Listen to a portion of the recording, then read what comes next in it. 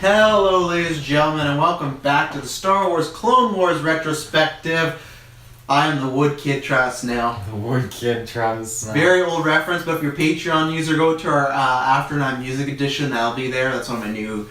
That was a running joke when you left, so Wood Kid is... It was a running joke after Wood Kid might be a new meme of 2019 for the Geekverse here, so... I'm the Senator Taylor Field. Today, I want to explain why we're doing this show, because I had a mint and it has not dissolved yet, so I'm just trying to wait. So why are we doing this show? We're doing this show because, you know what? We love the Clone Wars so much. This is Travis's first time seeing it. That's a false statement. No, Season 7 of the Clone Wars is just announced, like a year ago. Sorry, get the fuck out of here. How am I supposed to know? I don't even know what episode that's. I think that's is that the Mandalorian episode? It might have been, yeah. Check out one of the cantinas. We just talked about a very mad Star Wars fan who had found out, when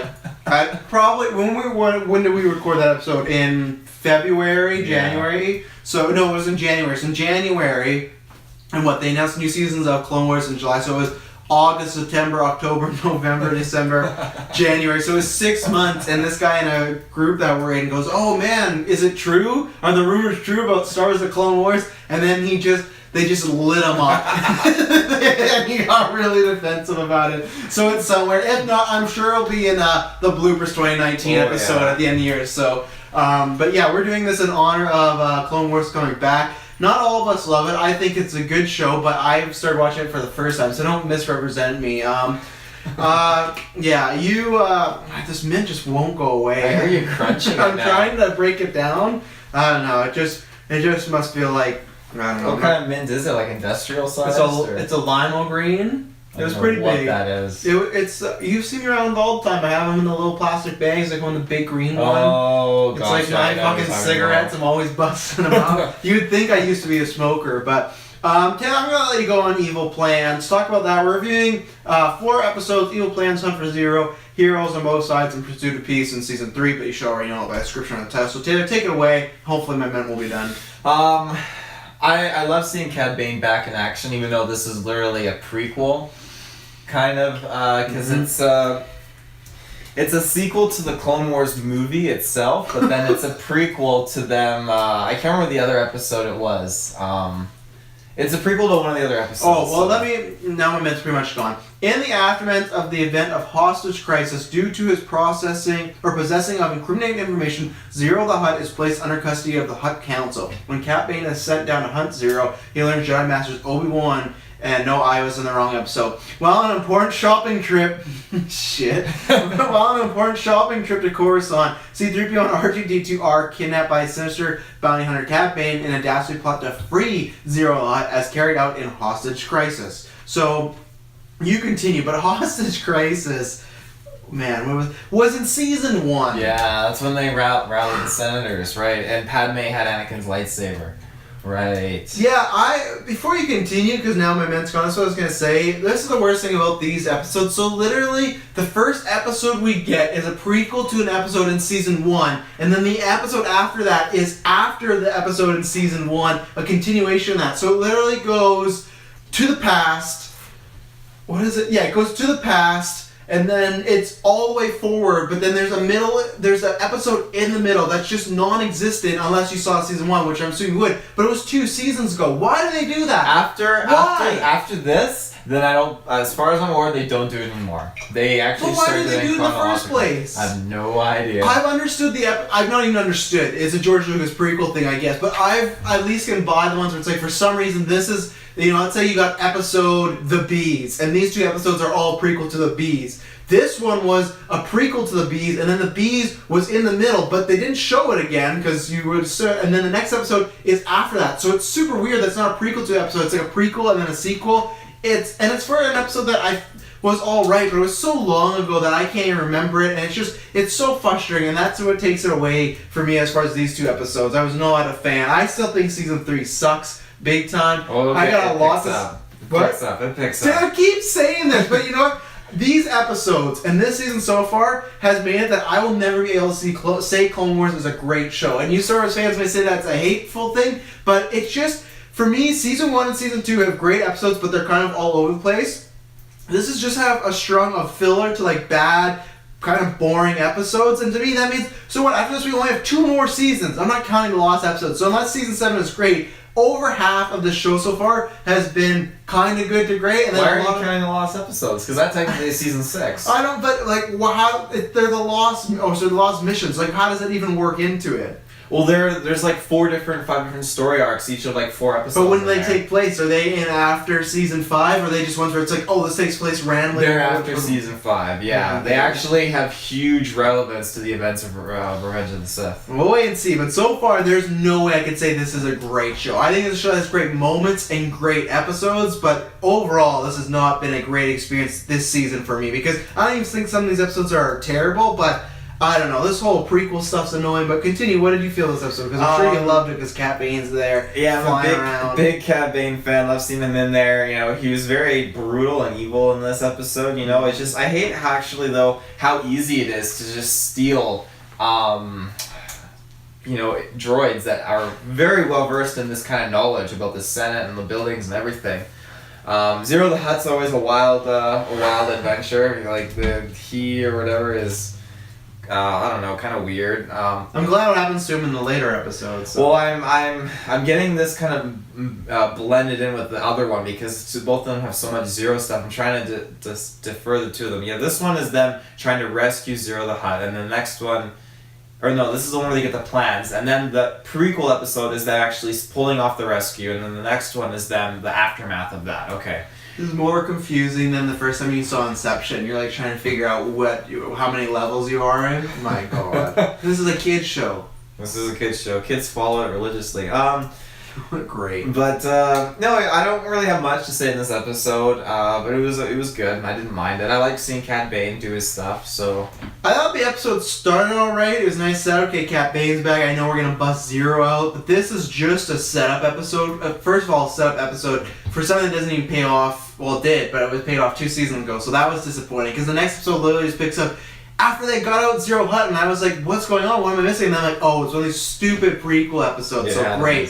So it starts alright, but then we follow C-3PO and R2-D2 for most of this episode. I was not a fan. I have some notes. I was not a fan. Now, they're alright, but they're just doing some weird stuff with them. Like C-3PO getting in that debate with the alien about kind of bargaining how much they're going to pay. That was great. If it was just one scene in an episode, it'd be fine, but because all of it's on C-3PO and R2-D2, I just was not a fan of it. I like those characters, but I don't know. I guess this is the place to do it if you're going to give them a main episode or main arc, but I feel like I did not enjoy C-3PO's mission. I did not enjoy R2's like trip to the sex parlor or whatever it is, because it was a manicure kind of place. So. Yeah, but then at one point before they start, they're just touching him and they're like, "That feels good, right?" And he's like, "Woo!" And it's just like, at first I was gonna ask you, I guess droids can have sex, but we've proved in Solo now that they really set this up that I guess droids can get on, they can have feelings and whatnot. So great for that. But this episode, it was a weird episode, but it's just a setup episode. It's to get R2 and C-3PO out in the public, split them up, put them in danger. And then the rest of the episode is just Cat Bane finding out information. It's literally just him talking to C-3PO, like, "Are you Padme's droid? Like, where's Ziro? Why should Ziro be left alive?" But it's just like exposition. It wasn't needed in my opinion. It didn't make an enjoyable episode. But I do have some notes here. So Padme at the beginning, she's planning some like event that I don't even remember if we see in Hostage Crisis or not because it's been so long ago. But she's planning some event. She's like, "Oh, this has to be perfect, blah blah blah." So in this moment, C-3PO is walking around. Anakin is there. At one point, he puts his hands on her face and holding her to the shoulder. Like, "Tell her it's gonna be all right." You're telling me that C-3PO has no idea what's going on? He's an oblivious droid. I don't think so. That's been my theory since season 1, that he knows and he's just keeping quiet. And we'll never know because they wiped his memory. So I feel like he knew and he was just quiet. He's not going to talk about personal stuff, but I think he knows what's going on. He's got no clue. I think he does. So there was a time in season 1 or season 2, I told you, he like alluded to it. It was like, "Oh, they're doing this," but then he like kind of wished the conversation away a different way. So I'm telling you. So I'm going to ask you this. Why do people, because this is probably around an episode with Ahsoka that we're going to talk about, what do they think of Anakin and Padme? What do you mean? The public. What is their public? perception of them? I think they just see it as he's a protector and they're really, really good friends. So why is he always around her when it's not a mission? Like this party planning event, Anakin could be doing so much more. He could be at the council helping younglings before he murders them. He'd be talking to Jocasta Nu. I think because he Jedi are allowed downtime, you know, they're allowed time off. Yeah, but so my thing is when you look at their honestly in this series, who else gets downtime? I don't see it ever. I see them when they have downtime, they're always training. Like Yoda's always meditating, or Obi-Wan is just looking at journals like I said with Jocasta Nu. Like, what? I don't think they really have much downtime. They may be a lot. So why do people not question? I feel like the Jedi are just stupid. I think it's just they have free reign. They can go off. It's like Ahsoka had downtime, but she chose to go and follow Padme, you know, and protect her. But that's different. So, it's like a mission. This is just hanging out with the girl while he's party planning, and they know he's an emotional guy. Yeah, but I think, you know, they spend so much time apart. Like, he spends, like, months and months of time in space and doesn't get to see her too often. So I think whenever he gets that downtime to do what he wants or whatever, I think, you know, he'll take it upon himself to be like, yeah, I'm going to go see Padme and just spend some time with her. Even if it's at a party and she's busy, at least this is when his downtime takes place. It's, you know, it's like when you're working, you know, 7 days a week and you finally get, like, a day off. And, you know, your significant other is, you know, having to do, like, homework that day. Mm-hmm. You want to take that time and still be around them. No, that's different. Yeah, for Anakin, but he's into the public. That's not his significant other. Yeah. It's just a friend. So why... That would not raise any red flags. The amount of time he could just say, you know, I'm her guardian. I'm just here to protect her. You know, the Chancellor commissioned me. You know, she doesn't need. No, he can make up whatever excuse he wants. And then I just feel like, wouldn't they just be like, hey, can we see proof of that? Or we're going to ask the Chancellor or whatnot? No, I think because he's a Jedi. So all you have to do is Jedi business, go back to your drinks. That's all you got to say. Like he does in Attack of the Clones, and everyone goes back to their drinks. The Jedi are stupid. The fact that they don't even question this. But yeah, I think C-3PO knows about that. I mentioned the debate with the alien. Yeah, R2 getting massages. It was alright, but just they're on this kind of mission, and they kind of get like a... they're like, oh, you can get a cleaning and live all spoocy, and then R2's just so excited. So it's the kid aspect, so I understand. Who does C-3PO belong to? Like, legitimately? Padme. Okay, so he was just lying that he was just a protocol droid or whatnot?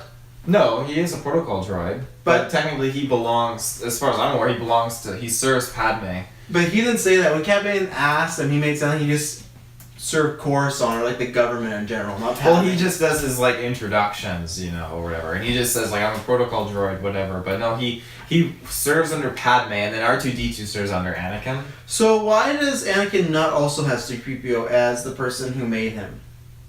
What do you mean? Well, he created C-3PO, right? Yeah. Why does he not also have him, like on missions and whatnot? I don't really think there's many opportunities in war where you need a slow-walking protocol droid. Then why did he take him off of Tatooine in Attack of the Clones? I think he just wanted him back. It's like, fuck you, He wanted him back to put him on another planet. Uncle Owen Lars, you don't get my protocol droid. He was from my mom, and my mom's dead, so now I'm taking him back, you know? Maybe C-3PO spoke up. Maybe he was like, Master Annie, I want to go with you.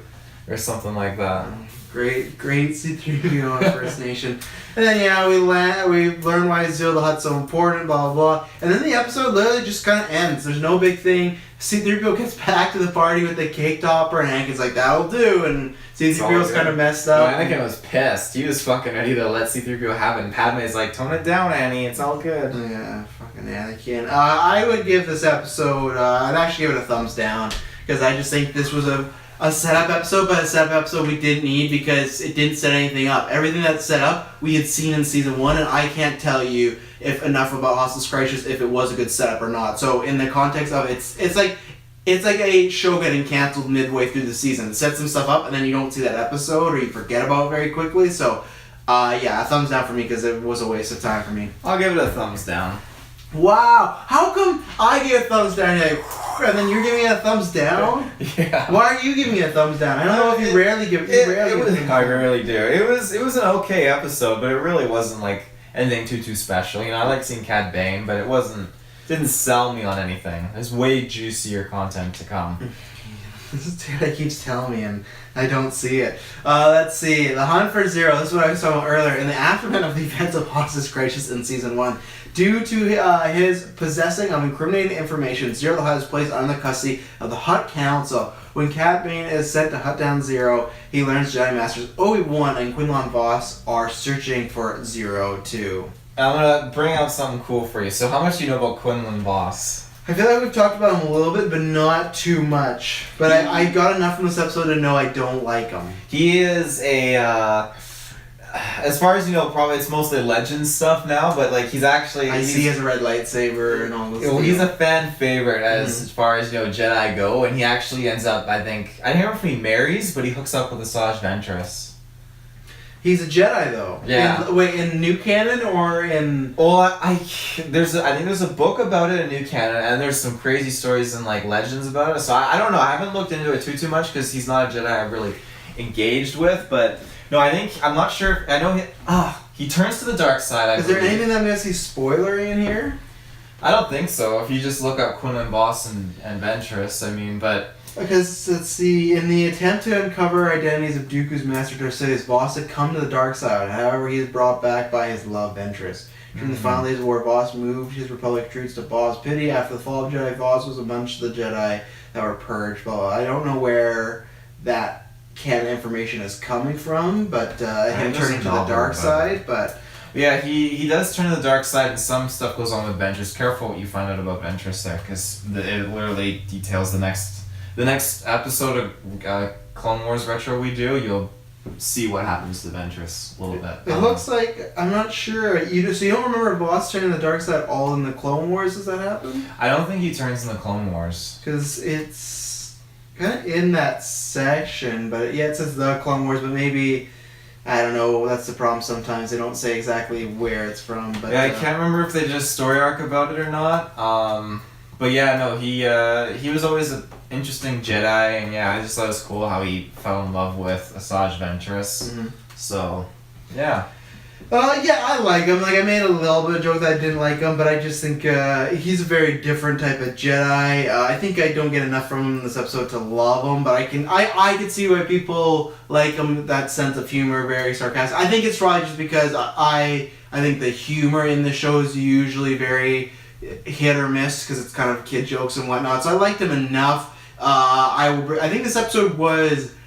It was good. It was the best of these four. I'll spoil that right now for my pick. I liked it, but I didn't love it. And I felt that Cat Bane was brought back, but he was on the sideline quite a bit in this episode. And there's some big stuff that happens in this episode that I'm not a fan of with Ziro and Sly Snoodles or whatever. Oh, yeah, the girlfriend? Yeah, like there was so much to dislike in this episode. It took away from the Cat Bane and Jedi stuff. And that's why maybe I would like Quinlan Vos, but I need a more meatier episode. He's not in it that much. He's kind of just a sarcastic dick. And in the fights, he loses very easily. Like, Cat Bane ties him out once, very easily just by his feet, and then another time he falls and drops his lightsaber. He's just a mess, so that's why for me I didn't really take him serious. I just took him as, even with his superhero landing thing, it was just he has to me not fit with the Clone Wars, or it's fit with the stuff I didn't like with the it's not to that level, but the who is the guy I hate, the detective or whatever. Oh, I know. Yeah, sometimes he kind of has that humor, so I'd like to see more of him. So you share Obi-Wan's kind of take towards him. Well, the reason I feel that way is because if you watch their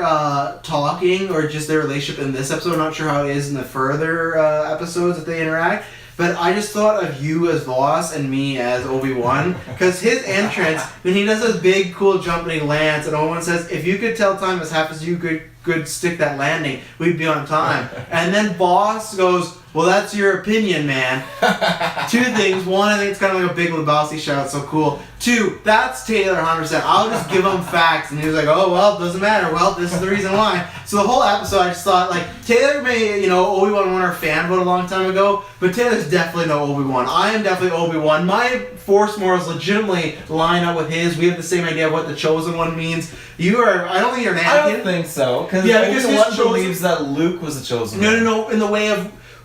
I think you'd have to ask later on. I mean, it's his definition of what the Chosen One's supposed to do, right? And his idea is they're supposed to destroy the Sith. It's not like Qui-Gon where there's balance, right? That's what I mean. The Chosen One, the prophecy, when I look at that, I take it as the Chosen One is supposed to strike down all the Sith, and the balance is it's good people, you know? I think you ask Obi-Wan maybe years later, maybe his Force Ghost come back like, hey, how'd this Chosen One work out? Because Luke just died on a rock somewhere, but Kylo Ren in the First Order still running around. So that's why the Chosen One is just a myth. It didn't exist, but my idea of the Chosen One, me and him have the same morals there. I think the biggest mistake Obi-Wan didn't do is, kill Anakin. He should have put, because that's the one thing I always strike against Obi-Wan. He's a very kind, caring guy. I get why he didn't want to kill Anakin, but at the same time, I think it's a bigger dick move to leave him in the lava and just have this terrible death. Even if he loves this guy, and just to let him burn, like, if he went down there, and I know it would be hard for him, but he should at least say, okay, I can either just cut off his head or hit him in the heart, insta-kill, right? He won't feel a thing. Or leave him there to rot and die and burn. It breaks the Jedi code. You never use your combat skills for attack. So he just to go up. He was an unarmed opponent. This is not the Jedi way. He was literally an unarmed opponent. Yeah, but you can't say that because Obi-Wan, as we've learned from this series, is willing to break rules with Satine. He would no. He knew he would leave the Jedi Order and then pursue that. He didn't pursue Satine and still stay in the Jedi Order and then leave afterwards. But I feel like at that situation, he knows the Jedi are pretty much done in Revenge of the Sith. Yeah, but that's the thing. Obi-Wan's going. That's why Obi-Wan is one of the best Jedi in this regard, because yes, the Jedi are fallen and the Order is gone, but he just, even more so, he just, after the Purge, follows and stands true to the foundations and the core belief of what it is to be a Jedi. That's what makes him such a great Jedi. So why did you cut off that guy's arm in the bar in New Hope? That was for defense. The guy pulled a gun out and was going to shoot. That was complete defense. Okay, I just feel like he could have took him out very quickly with not having to use a lightsaber. That's force push right there, mind trick. Even when that guy's grabbing, not the Jedi way. No, he does that to the Death Sticks guy. So when that guy's grabbing Luke, why doesn't he just walk up and be like, "This is not your business"? The Death Sticks guy wasn't pulling a gun on them. No, but he could have diffused that situation before. He let it. No. You want to go home and rethink your life? Yeah, that he one. Diffused that one he did. I mean, in A New Hope, he could have diffused that. He could have walked with those guys and mind tricked them, but he didn't. He just let them rough Luke. He knows. He's like, pull the gun, I'm ready. Those guys probably weren't weak-minded. I got the Death. No. Those guys are completely, like, I don't know what that species is, but that guy, he did not look the smartest. He's just, I don't know, pulling a gun. And you know what? I won't say anything about the species, but if he's following around the Death Systems guy, you're not a smart guy. So that's my thing. Like, Obi-Wan, I feel definitely is my, like, spirit Jedi. Well, Kylo Ren as well, because I have a long common with him. But, so yeah, I'll talk about stuff I liked at first. I liked all that. I liked Quinlan Voss enough, but like I said, not enough to, he didn't hurt the episode for me. And the Cat Bane stuff was good. I thought the fight scene was really good at the end. Where are my notes here? Yeah, Voss sucks. I like, there's just that one moment, Cat Bane just like has his like rocket boots and he just goes up and he's just like flame throwing over. That was cool. The little robot that Cat Bane had with him was awesome because at one point when Voss dropped his lightsaber, the robot like goes down, picks up and ignites it and tries to like stride and run at Obi-Wan and then he takes it. So that was cool because it was like, this robot's more useful than Voss in this fight, and it's pretty pathetic. So, that was good, but it was really short, so that's the best I can say about this episode. The rest will be cons. I'm not sure if you want to talk about anything Voss, Obi-Wan, or whatnot. No, I'm not a huge fan of Voss in some aspects, but he really? I thought you would love him with your sarcastic. He's got some like cool features, but like I definitely share Obi-Wan's kind of composure and mindset when Voss jumps down. That's such bullshit because Taylor in real life is Voss, 100%. He's Voss mixed with the. That's why I don't. This is why it must be the thing. Like you hate what you see in yourself because like him and Emmett from Lego Movie, you're like, oh, I'm not a big fan of Emmett. That's Taylor 100% too. So like all these characters you actually don't like, that's you, buddy. I'm telling you. So oh my hair looks awful today. But yeah, no, overall, I'll give it a thumbs up. It was an okay episode. I like the combat with Cad Bane and stuff, and you put out some fun facts. Oh, I'm not done with the episode, but thanks for the thumbs up. Let's see, I said that. I talked about already, Connie Hoots a big time. So, when we get to one of the Hutt's clubs or whatever's going on, they do this big musical number, and there's like the girls are dancing, then they start splitting apart in the middle to do this huge reveal. And then who is it? It's fucking Sly Snoodles. Are you kidding me? And especially the reason I hate that because It's just Lucas obsessed with, you know what, and I'm 100% different, so I get it, and we're smaller scale, but if enough people, if we're doing something video-wise, if we're doing something podcast-wise, we'll try to best to change it. You know, like things that are in our control, things like gear, like microphone, camera, we just gotta wait till we keep going up and update. But stuff like, if we were doing a spin-off show, and people are like, we don't like this topic or it's not getting numbers, we'd probably stop doing that show. With Lucas, he just loves that, oh, people hate Jar Jar, so add more Jar Jar in there. Sly Snoodles is a person that he fucking added in Return of the Jedi. Is that actually the character's name? Yeah, Sly Snoodles. I looked it up because I recognized, I had, for the first time, a long time ago when I bought that, I have the copy, the last DVD copies ever made of the OG Star Wars, but it comes with special editions as well, and sometimes I screw up because it's a flip disc, so sometimes I screw up and watch the special edition one. So I was watching Return of the Jedi one, and she's in Jabba's palace, and like rest of them are all bodysuit practical, and she's just CGIing her ass all over the place. So she's burned in my memory, and her just lips are that. So when I saw her, it just reminded me of Lucas being like, "Oh, you don't like those special editions?" I had no idea it was the same alien. I thought it was a different Here's alien. some more. Well, I'm not okay. That's 100%. It could be a different alien, but the thing is, it's the same species, and she's a dancer singer. So I would assume with the Hutts, like it's they the like same. them.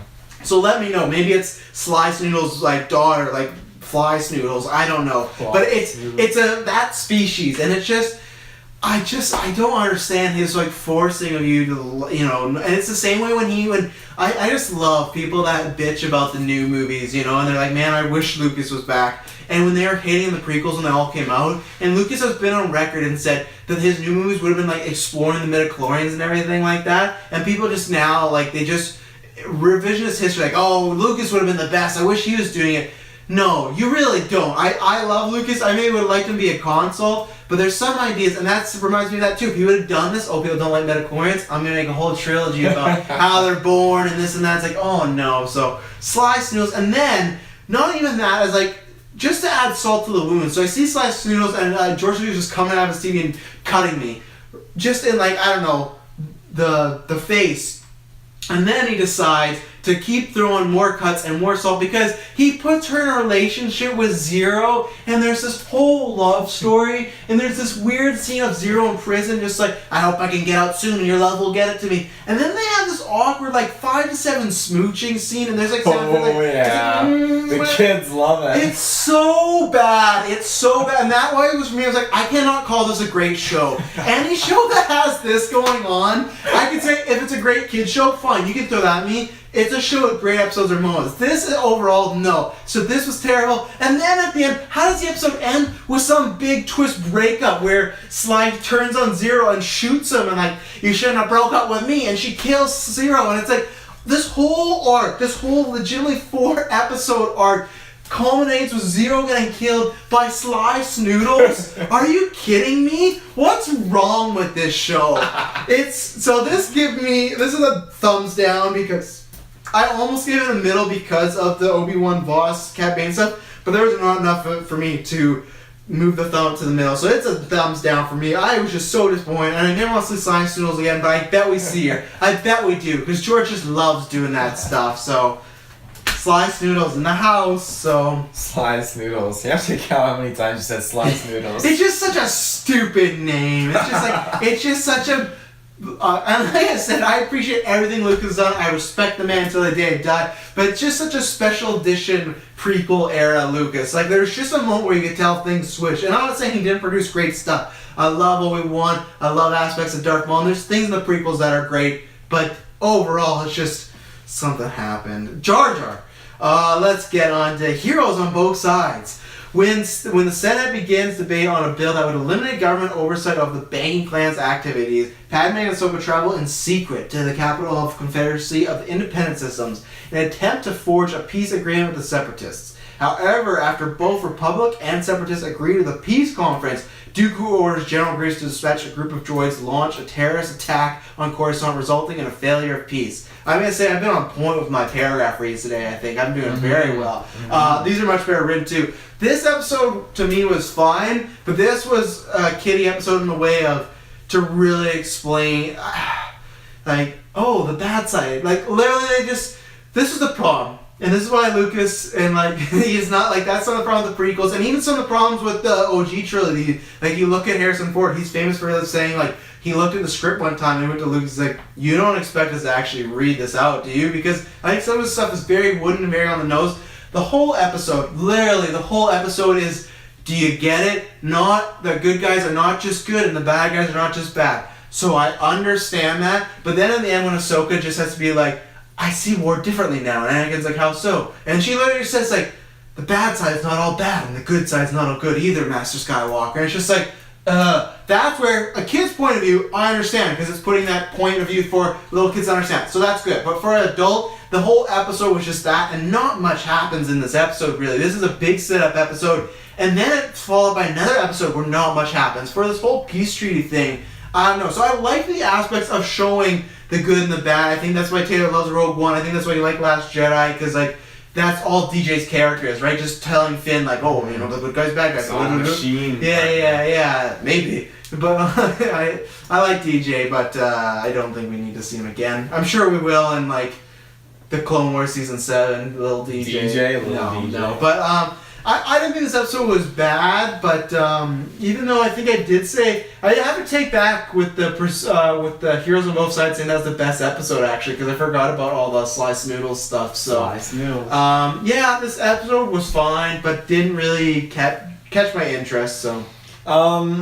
I like this episode a lot. I really enjoyed seeing the different perspective, you know, the Separatists, because for the most part, you just see it as, you know, they're taking over planets, you know, they're battle droids, they have leaders like Ventress and Grievous and all that stuff, and then I like how, you know, in this sense, the Separatists are saying, you know, they're just military generals and that kind of stuff, you know, we're fighting for our own, you know, freedom and this kind of stuff like that. And I like that. I like how it's like it's a smaller version of what the Republic is in that sense. I just like the different perspective to it, and even that being said, it was cool to see that just whole different environment and atmosphere, and I liked how it kind of put that onto Ahsoka, because I think it adds to her development later on throughout the series. And another thing too that I really like is, I can't remember, I think it was this episode that Padme told Palpatine who her confidant was in the Separatist Alliance. Was it this episode? I think so, because next episode she's dead. Yeah, because like I love that when Palpatine's like probing her for like the information, and she's just like, oh, and so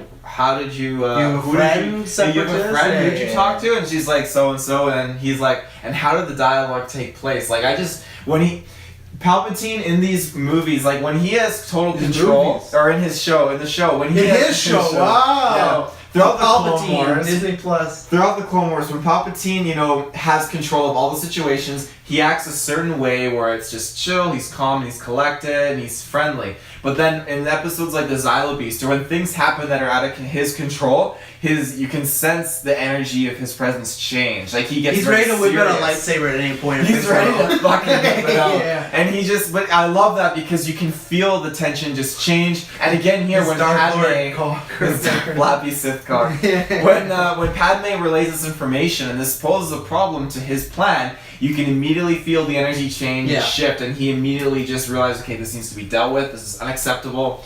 And sure enough, when Padme says it, I'm rocking in my seat thinking, oh, Padme, you fucked up. Oh yeah. You done goof. If she only knows, she could have been like, oh, my friend is Count Dooku, and then Palpatine's like, we gotta take on Dooku. I do like that. I think this episode and the next episode, I think they do a good job. It's the best spotlight of Padme, because you can see really her morals coming to the front. I think my thing is where I'm a bit more negative. It's just, it does remind me of Last Jedi, where I didn't like that aspect. I think they just, in this episode, they just laid on too many times about the good versus bad, right? I think they should have done, I don't think that line with the Ahsoka is needed, but I think Ahsoka showing up was good to Separatists, knowing that they show up, and she's kind of just expecting, like, you have a friend, and she's always expecting them to be awful people, but when she meets the senator, and was that young guy her son? Yeah. Yeah, so when she meets them, which I got some stuff to say about him, like, she's caught off guard, and I guess that's another thing for me to take a look at, because I listen to other Star Wars podcasts too, and some people that are like you, they like the wars aspect and things like that.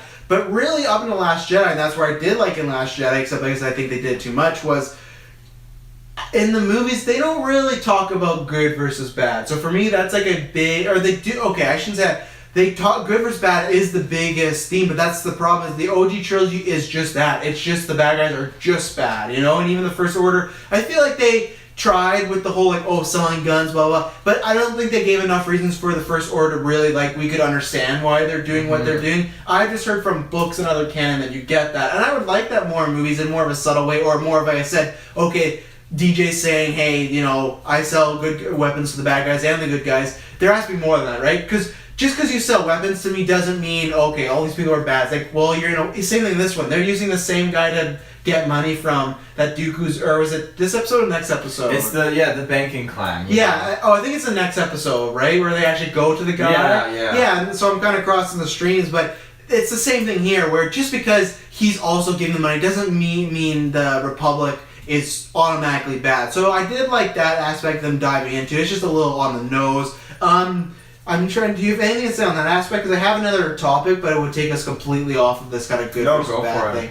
Let's see. I like Dooku when he was pretending to want peace. He played his role well. That was fun, and that's for me weird to see because Dooku in the movies is a cool kind of semi-layered character, but we don't get enough of him to know really. I wouldn't have pictured him being like this peaceful sort of deal, and that's the only problem too of this show being a prequel is the whole episode, you know, this isn't going to happen, right? Because it's early in the Clone Wars or mid-Clone Wars. So for me, it's just, that's why for me, I did enjoy it, but it at times felt like a spinning wheels because like Tay always says to me, it's not about destination, it's the journey. I think sometimes the journey was a little nose and not as exciting, but that was one thing where it's just, I know this treaty, something's going to go wrong, right? And then right away, Grievous is in on it, and Grievous is just such a Dooku fanboy. It's just ridiculous. So I want to talk about Ahsoka and this guy that she meets. Mm-hmm. I can't remember if we've talked. I think we've talked about this a few times, and maybe I don't know if I've got your official opinion on it. But I think I've said this before. I still and will always feel that Lucas in the prequels making it that Jedi couldn't love people was one of the biggest mistakes. Because he's involved with this series, and you have Anakin, okay, but then they introduce Obi-Wan with his long-lost love, and then they clearly make that there's some attraction between Ahsoka and this senator's son, right? So what was the point? Why did he do this? Because when I really think about the whole thing with Padme and them not being together, you didn't need to do that. They could have just been there together, and because the crux of that reason why he turns the dark side is not they're going to find out about me and Padme, it's she's going to die in birth, right? You could have still had no secrets, everything like that. Anakin and Padme are together, but he has visions of her dying in childbirth. So really this whole like, you know, I think he's trying to go for like a Romeo and Juliet, they're not supposed to be together, but you don't really need that. So I don't understand. I feel like he has this rule, but he's constantly showing us Jedi that are not breaking the rule, but they're pretty much on the like to me if they're saying no sex, no relationships, Ahsoka like flirts big time this episode. Obi-Wan and Satine are flirting all the time. They're practically just ready to rip each other's clothes off. Okay. So what the fuck? like when they're just big, they have that like old school like, oh yeah, I don't like her, but then like secret like when they first meet up they're just like bickering, but you know it's just because they want to get it on. So like I don't understand why did he do this when he, to me as a writer, and I know Filoni's in this too, but he had a lot to do with this. As a writer, I just feel like he is constantly either breaking or letting people break this rule. So I feel like it's a rule that should have never been implemented. I think that when it comes down to it, it's I think a lot of Anakin just rubs off onto Ahsoka. Yeah. You know, I think, you know, the way Anakin is and his cocky attitude, I think Ahsoka just picks up on that and again, like, absorbs that kind of atmosphere and reflects it outward to people she comes in contact with. And again, I think that, you know, young Jedi especially, you know, being taught how to have control of your emotions and feelings, you're still going to have that moment in your life where, you know, the hormones are raging, you know, and you're going to, obviously, you're going to be put in a situation where, you know, that's where your Jedi skills, you know, have to be put to the test, and you have to remember, you know, the belief and at the core, you know, you have to detach yourself from these emotional things. And I think Ahsoka struggles with that because of how Anakin is. So, and I can't go into it a lot, but when we get to one of the later seasons, we'll want to reflect on this and many other things that happen throughout the show, and you will understand a lot more about Ahsoka and what she actually knows about Anakin. When Ahsoka tries to make the moves on Anakin? Sure. I did lose that theory because for a while I thought she was attractive. I still think she had a crush on for a bit, but it's gone now because like I think she kind of has a little idea about maybe Padme, or she's getting some inkling. But you didn't answer as far as how you personally feel. Do you feel that they even needed to introduce this in like Star Wars at all? I do actually like.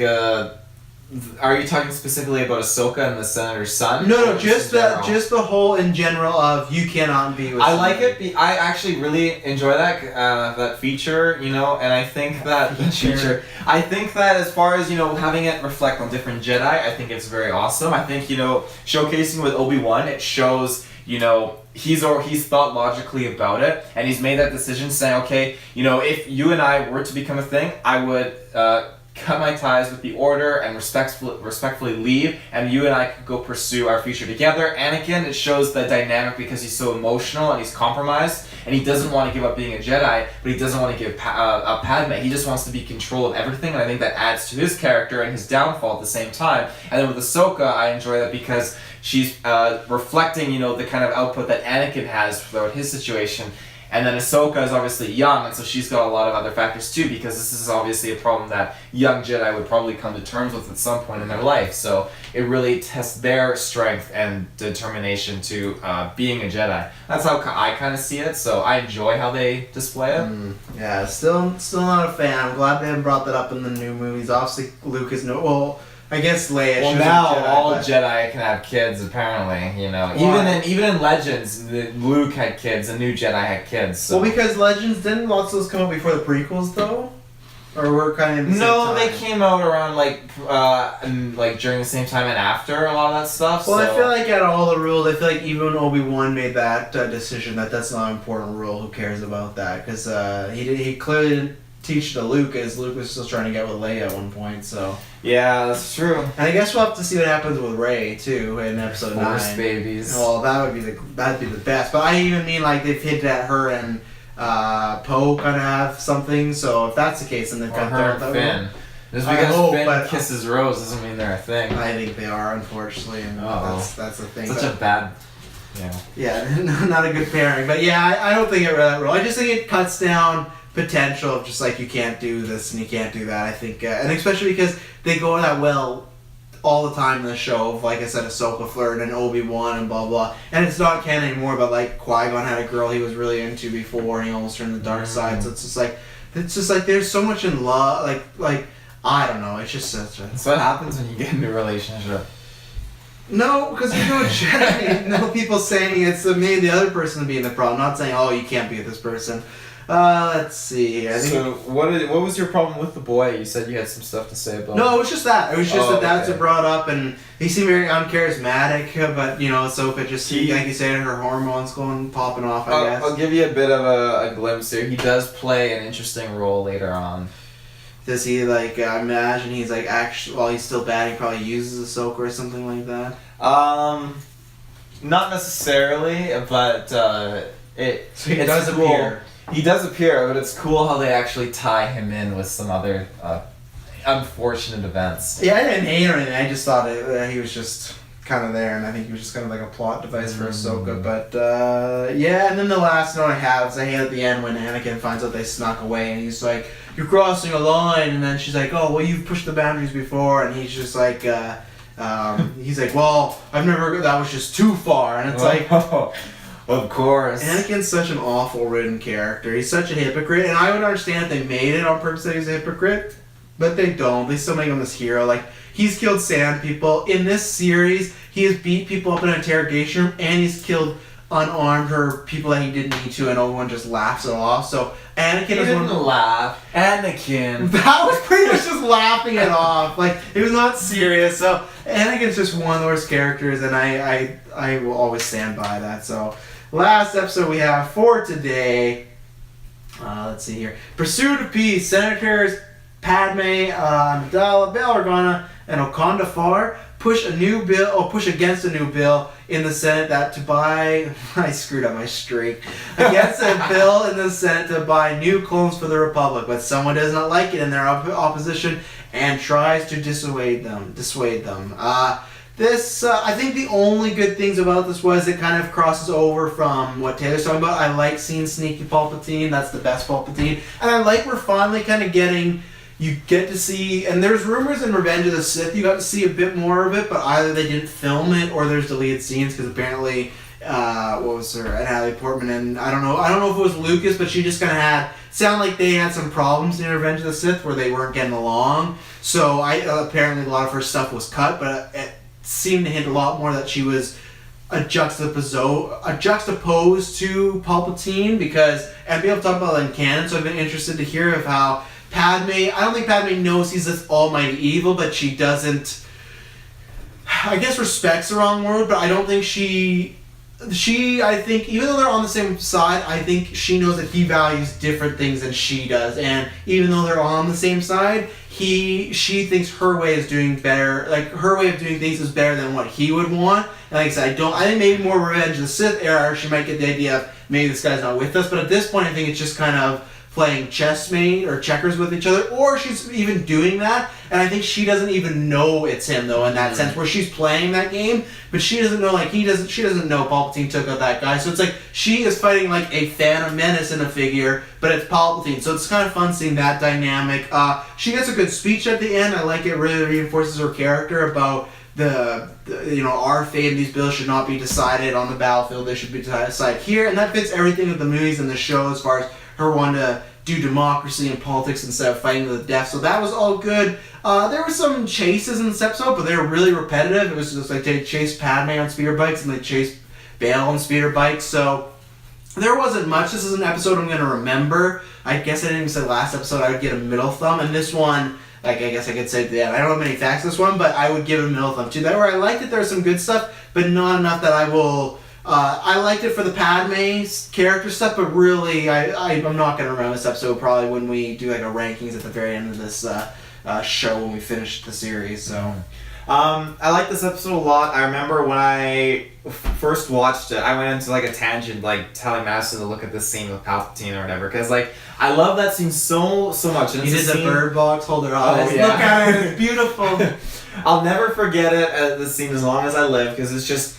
When during the Clone Wars moment when Chancellor Palpatine is in his office and the Palpatine, the guy is with him and says the blue guy, he's like, what are you going to do about this? And he, what does he say? He's like, isn't it remarkable how the words of one senator can sway the minds of millions? Mm-hmm. And then he says, we must adhere to the principles of our democracy. We must let the wheels of the Senate turn. And I love that so much because he stands out so greatly from other Sith Lords in this sense, where you just see the Sith, even in Legends, they're through their passion comes their strength and, their power and all that stuff. And yet he is such a calm, composed character who is he is so smart, and he just is adverse to how things need to play out. And even in the sense, he lost the control of that situation, but he knows that, playing things out, things will turn around, and he knows how the system works. Mm-hmm.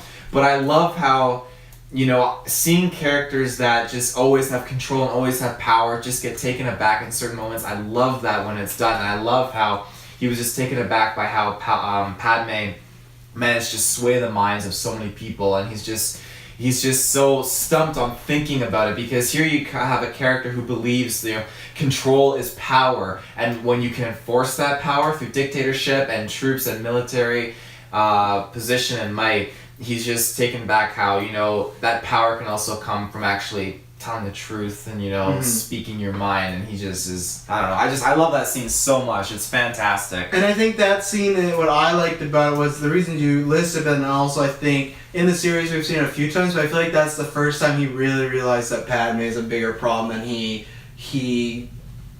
calculated for. Like, I feel like like you were talking about, like he had a plan and for some reason it didn't go that way. I feel like this is one of the very first times, or at least the biggest thing yet, as far as showing that, okay, I can play with all these pieces, but this one's going to be a problem. And that kind of fits the narrative, like, look what he kind of does to Revenge of the Sith. In a way, he does kind of, it's Anakin's choice, but by twisting Anakin, he results in her death. Yeah. Right? And with her out of the way, she was the biggest leader or poser of him in Revenge of the Sith when we get to that point. You don't see much of it, but she is, like, that classic, the thunderous applause, so at that point, she's very much against him or his views. So I think this is the beginning of I don't think he's laying out that revenge and Sith plan, but just in a way of knowing at some point I'm gonna have to find a way to either get her under my thumb or take her out, and I feel like he really I can't find the word for lack of a better term, but he he underestimated her, and that's where I think this is the first time where he's not doing that anymore. Mm-hmm. So well, that's the thing too, like he couldn't really kill off Padme throughout this whole time, because even throughout this time, like her assassination attempts, as far as I'm aware, like stopped. The one that happened on Alderaan, He tried a lot. He tried a lot beforehand, but like the one on Alderaan that what's her name tried to engage with, what's the name of that bounty hunter? She was with Boba. Saw? No. Not Aurra Singh? Aurra Singh, yeah. So that was a whole different matter that wasn't under his control, but his attempts, at getting her killed have stopped, because I think he realized, just a waste of money. Well, it's a waste of money, but he can't actually have her die until that right moment leading up to Order 66, then that'll help tip Anakin. When did you think that changed, though? Because he even in Attack of the Clones, the movie, tries to take her out at the very beginning, right? So when did that change for him to be like, oh, I need to keep her around a little longer? I think it was either, because if he found out that they got married, so obviously when that happened, well, I don't know. At some point he found out. He's not. He can't bullshit a bullshitter. C-3PO. Isn't C-3PO at the wedding? Yeah. Yeah. F you. F you. So he does know. Why have we been having this conversation since season 1 of the show? I actually forgot about that. Yeah. So he knows they're together. See, I knew it. I knew he knew, because they wiped his mind out. They're too handsy. No, he remembers some earlier, so I knew it. Boom. I just told you. But yeah, no, I think Palpatine, once he realized that they were married, then he saw that as actually a pillar he could actually crumble and turn Anakin. Mm-hmm. So, How they didn't really be specific. How do you think the Senator died, the Separatist friend of Padme?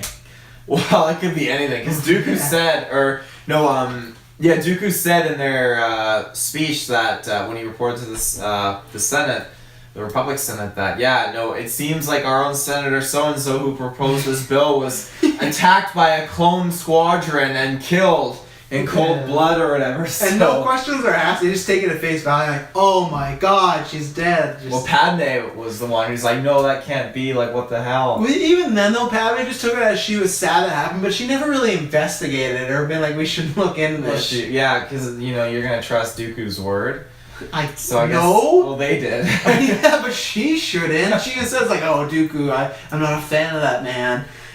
Which is really shitty, because that senator in the first episode was kind of trying to go for bat form. She's like, he's a good man who's just trying to help us out, so he probably took her out. Yeah. I could be completely wrong.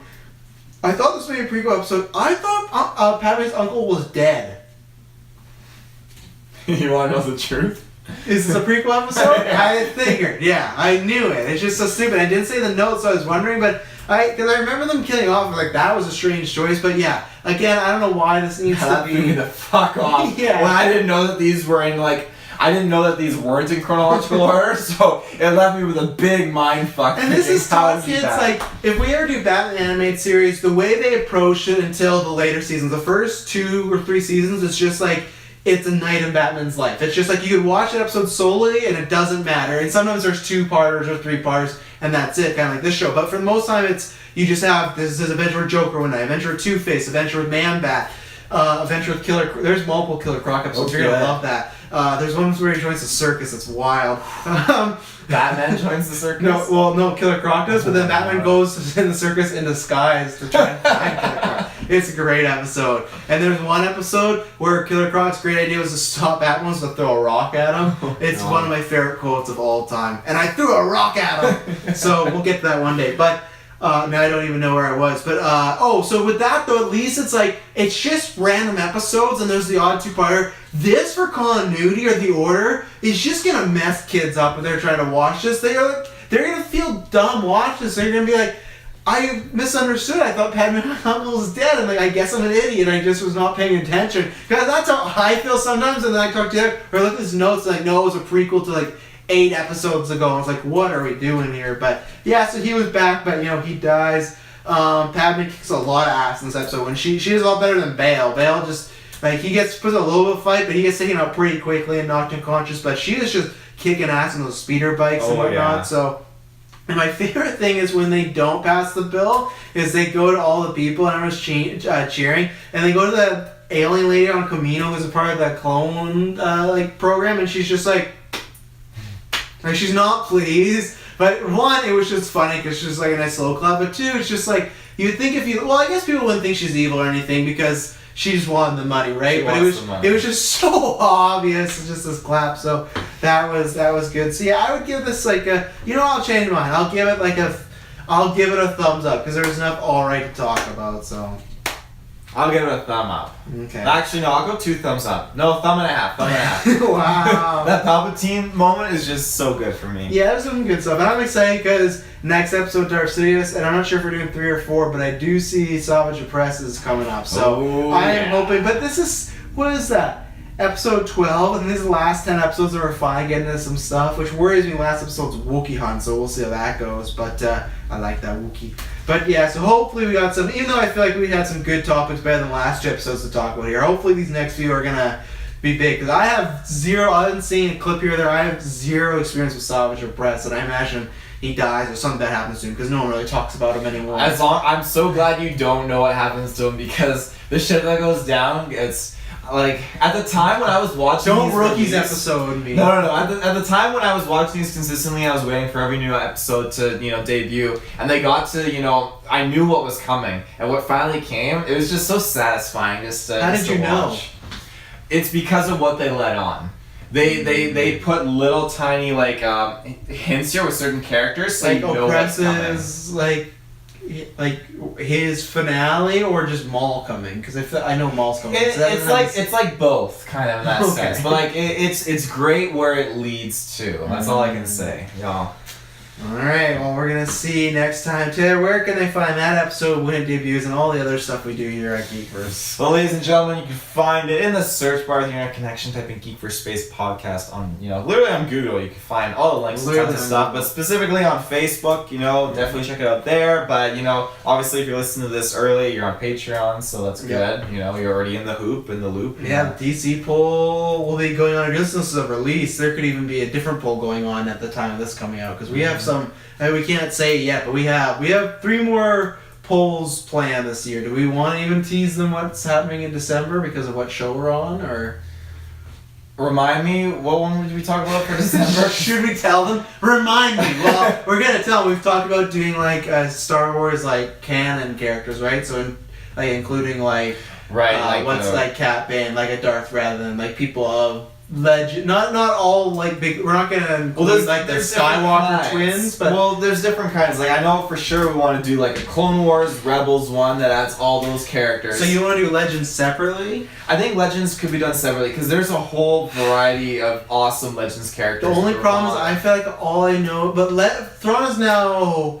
Because you're talking Thrawn would be in the Clone Wars Rebels thing with the villains and stuff. Because I feel like, for myself, other than Darth Revan, I don't know anybody in Legends. You know Nihilus and Treya. And, no, I don't! You don't know them? No, those could be cousins of mine that I've never met. I've never heard of them. All I knew played Knights of the Republic 2 though, right? Yeah, but I don't remember that. Not as much. Kira's not the greatest villain, or what was her name, Kyra or whatever. So I played that one, I think, about twice in my life. I still like it a lot, but I think it just doesn't get anywhere near the greatness of the first one. I think my problem with Knights of the Republic 2 is it didn't feel like the choices mattered as much, because I'm pretty sure no matter what, you always end up with a fight with Kira, and it's just kind of, it doesn't matter the route you go, where at least with I almost call him Darth Bane, with Darth Malak, there's ways that you and Bastila could fight him together. You could take out Bastila and then fight him, or you get Bastila the good side and then you go, or you get Bastila the good side and she dies. I just remember the ending when I played the first one, okay, that was good. I replayed it again.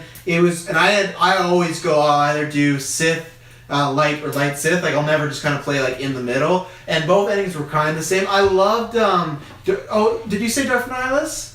Mm-hmm. I do Darth Nihilus with the cool masks and whatnot, but that's a weird, You probably love that because that's very much like the Assassin's Creed, like, what is that place he's not called? one of my favorite, Italy is what you're thinking, like Renaissance stuff. No. What is Abstergo or whatever? Like, where do they wake up? Abstergo? Oh, Abstergo. Abstergo. When they wake up and they're just in that, like, white facility, there's, like, a moment in Knights of the Old Republic where that is happening. We wake up, there's those twins, and you're just like, hello! And it's like, and that goes on forever. It's a cool setting, but you don't like Darth Nihilus? He's cool, but he's not one of my favorites. Like, I know he's like He a has a planet cool look. eater and stuff like that, but like yeah, a bit too much. we would throw in like so many other like crazy Sith Lords like Darth Malgus from like the Old Republic game. Who the fuck is Darth Malgus? Darth Malgus. Have you ever seen like the Old Republic cutscenes? So there's do you mean from the computer game? Yeah. No, because I don't give a fuck about that Okay, game. honestly, you don't have to give a fuck about the game, but if you watch the 3 cinematics to see They're these, good. oh, they're amazing. Yeah, Have you yeah. seen those? Yeah, I have. Okay, good. Because I Then, yeah. always get excited, and then it's just that. Yeah. Well, I So- would think I've seen him before. Yeah. Well, but that's the problem. He's just like a Vader Darth Maul ripoff. Because Malgus, he almost has a similar name, and then he just looks like Vader without the mask. Mhm. So not great. Yeah, but Yeah. I'd throw him into the legends just for the hell of it. But see, then, I feel like that's one. Oof, we have to wait far on because like you got Darth Bane in there, Kira, Darth Nihilus. So Darth Malak, I think, is very underrated. I'm trying to find who's that guy. I always forget his name. Unfortunately, he is the apprentice in Knights of the Old Republic 2. He's like that rock, like Darth Sion. Darth Sion, yeah. He's Yeah. like.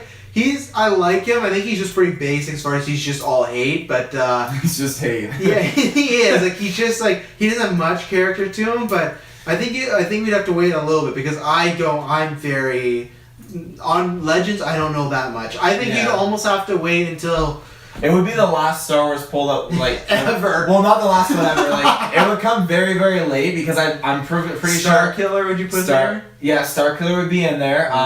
And then I'd probably do like a Ravana's Jedi and Ravana's a Sith, and then Yeah. I'd throw in Bastilla Shan would be in there. I remember in Knights of the Old Republic 2, there was another character who I can't remember Yoda's species, but there was another Yoda-like character in the campaign. Yeah, I think you'd almost like. I guess you could include Legends, but I feel like video game is close because I feel like I don't know anything about. Isn't there like a Ben Skywalker and stuff like that? I don't know anything about those characters. I've never read the books. Well, there's characters once I like hear Chewbacca turns into a spider at some point, I'm like, I don't well, I know. wouldn't go that far, but like I throw in like the twins, like Jaden and Jason Solo or whatever. But isn't one of them and, just pretty much Kylo Ren? It's pretty close. one of them turns? That's super Well, sick. yeah. So It's just Kylo Ren, Yeah. pretty much, and Kylo Ren's way better. Anakin Justice Solo for Kylo. throw in there, you know, like Anakin. there's lots of cool characters you can throw in there, like Cal Katarn, and I wouldn't put Thrawn, obviously. Characters that are in the canon now. I I'm would sure throw in. Dylan and Jessica are gonna love that poll. Oh yeah, this will definitely be for the die-hard Star Wars fans. So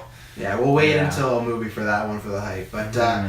either way, we'll be doing a Clone Wars poll Yeah. in December. Or an animation poll, we'll say that. So thank you very much for tuning in. If you like what you heard here and you're listening to this on the podcast feeds, head over to Patreon because I'm very sure there'll be a lot of episodes on there. You can get early $1, you can get half of them, $5, you get all of them. Use it because one, you get everything else on Patreon there. So we got Laugh for 9 as our exclusive show. There's always a retro or something going on. Gauntlet, I'm sure will be early up there when that's back. So that's lots of good stuff up there. And plus, it's, there's $5 in your wallet. You probably never use it. So there you're like, oh, I'm going to use it on some coffee. Don't use it on coffee. That's not good for you. Use it on the Geek First. We're good for the heart and the soul. But if you cannot do that, just review or like or subscribe wherever you're listening to or watching because that helps out big time. One, like he said, join the social media, Twitter and Facebook so we can hear from you in the comments here from you. But yeah, please subscribe and review because that helps out a lot. So if you like whatever we can do, you don't got to give us any money. That's just one click away from making our day. So thank you very much. May the Force be with you. always.